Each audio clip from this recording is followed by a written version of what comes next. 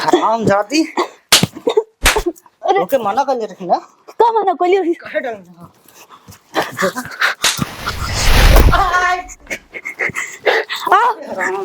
गौरी को मेरी फिर चोला तेरे कट दे अरे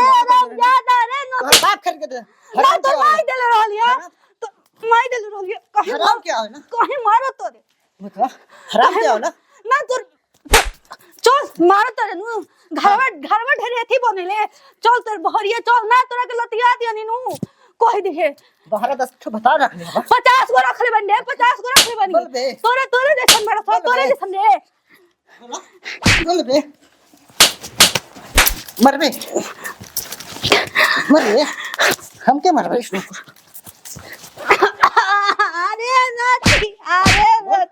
अरे तो गाला एगो खाली डोला खाती मारो तटे अयो भाई बाप कमा के दले पता हराम जादे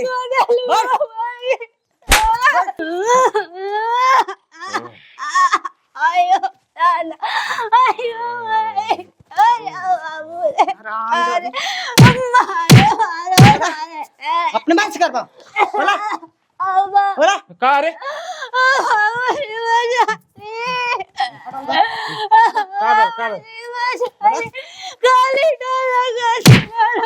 अपने मन से कर हराम जगह भाई हम कबले सारे का मैं सारे ओके उधर तोर दिमाग खराब हो गया रुक रुक रे अरे रुक जा सारे रुक जो उधर बैठो अरे पता ये काम है रे बैठे में सारे का भल है अरे खाली मारत ना ओके काम है रे छोड़ बोल का भल पहले बात बता का भल बता काहे डरना पूछा का डर रहा है पूछा काहे डर रहा का भल रे पता क्या तूने मरे डाला उठ पहले उठ ना तो सारे एकदम निकम्मा हो गए वे उठ काहे डर रहा है पूछा का डरली अरे अरे का डरला सारे बतेबे कहीं पूछा ना पूछा टमाटर होने से सारे हमारा दिमाग एकदम खराब हो गया का सारे जब से पैदा हो गए ना एकदम जिंदगी हमारे नरक के सारे रख देने वे 200 ग्राम इतना महंगा टमाटर लेके आए रहनी का अपने रोटी काले ले टमाटर अरे चुप रह बी काले ले इतना महंगा टमाटर लेके आए रहनी 200 ग्राम सारा डाल 200 ग्राम अरे नती जोन खइले हस सलादा वो बढ़िया रोज कहला कि बढ़िया खाना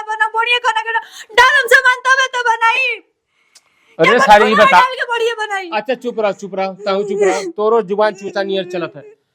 ये बता 200 टमाटर खातिर क्यों मारेला 200 ग्राम खातिर इतना महंगा टमाटर है असर घोटबा का महंगा तो घोटबा का हो सर नहीं अपन नहीं देखी दिमाग सर खराब करके रखबा तू हमार दिमाग तू खराब करके रखबा हो सर मारे जला 200 ग्राम टमाटर खातिर मेरा के जानतन बाबूजी सुबेरे कोई के गोइला हमरा के सलाद चाहिए सलाद कहां से देती अपन मुड़िया काट के दी अरे सारे हमार जिंदगी ना रखा वाले पोसे पैसा सारा ले लेला हां अरे तारी माई के इतिहास रच समझ में ना वाला सरऊ हां एकदम जिंदगी ना रख के रखला कुफुत कैलवा करे जाओ आवाज सरऊ करे जाओ बैठ जा हो सर जिंदगी न रख के सार रख लेवा तू बता ना मोड़वा कमर में बड़ी चोट लगा कहां मरला अरे देखी बाबूजी अरे मारा था अरे सारा मान जो रे सारे मान जो चलो ना मन हो एकदम सरऊ लटकोरा हवा हैं जान रहा तो है सरऊ कहियावा कहां गइला हो एकदम सर हुआ हुआ तू हां समझा दूंगा के रोए दी मान जो असुन काम कर तजो सारे जो खेते जो इनका के समझा दूं मारा जा हाथ सरो बाबूजी बारे में समझा दूंगा चुप रह अगर सर हुआ गेला घरे ना निकाल के बंदूक ना तुरंत सर उड़ा दे मार दे गोली सर मार दे समझा दे बाबूजी उनको ऐसा सुग्गा ऐसा पतो सारा मारत है हैं करे सारी चुप रहा तू जा जा जा घर में जा। बस समझा दम तू टेंशन मत ले, आज सर मिल गई ना तो ये बोटी बोटी कटवा दे सर। उनके खाते नीमन खाना देखल ना? बना दे। देख ला ये न लाए के पैदा करके गए हूँ ना, एकदम साला छाती पे एकदम नून डरा था। पतो ही के मार था, बताओ क्यों मारे ला? जो जो घर में जो मुझे बस उनका के समझा। ताजो घर में जो ये सारा दिमाग खराब करके रख दे हैं। जवन न लायक लड़का निकल गए सरवा। देखला भैया लोगन ना 200 ग्राम टमाटर खातिनी सरवा पतो ही कितना गिरा मरला है। तोहन ऐसे मत होके दिया,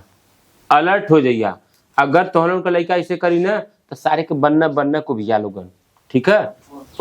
नमस्कार दोस्तों, देखला लोगन ना ये वीडियो में का भैल है। लेकिन हाँ, अगर मजेदार वीडियो चाहिए तो ई चैनल के सब्सक्राइब जरूर कर लिया लोगन। और हाँ, बेल आइकन घंटी बजावल ना जोन है भूलिया मत लोगन, टनाटन बजैया लोगन। और दबा के शेयर करी जा। हाँ आ सुनला, रुकाओ लो, हमें कुछ बचल है। कमेंट कल कब्बो मत भूलिया लोगन, उससे हमके पता चले कि हम कितना अच्छा काम करते हैं।